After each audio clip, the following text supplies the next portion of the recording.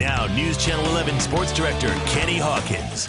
After announcing Tuesday that high school football would not start on time, the TSSAA Board of Control held a special meeting this morning to discuss the effect that the extended COVID-19 state of emergency would have on contact sports in the fall. The board voted to mandate that member schools follow the governor's executive order for sports activities, which means only weightlifting, conditioning, and fundamental work with no contact is permitted for football, soccer, girls soccer, wrestling, basketball, and competitive cheer. Football also will not be permitted to participate in 7-on-7 competitions due to the extended state of emergency. As far as starting the season, the board has come up with 4 plans, beginning with the executive order expiring on August 29th, practice beginning on August 30th, and the first game on September the 18th.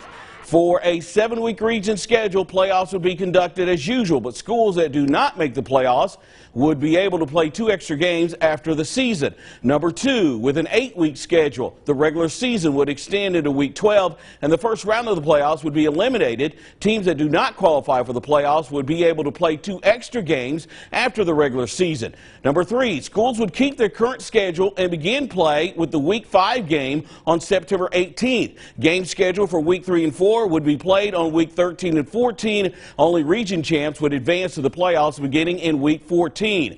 And schools do not qualify for the playoffs would be able to play 1 extra game. And finally, cancel playoffs and championships. Start practice on August 30th. Schools play games as scheduled beginning with week 5 games on September the 18th. Move games against member schools from week 1 to 4 to week 12 to 5.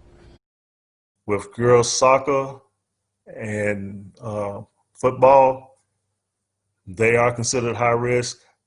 They cannot, after the dead period, they cannot do anything other than what I've said: conditioning, weight training, and non-contact fundamental work. If the order expires on August the 29th, let's take it from there and see if we can salvage our seasons in both of those sports. The board also announced the state office is exploring positioning the state championship for girls soccer to allow a few additional weeks for the regular season.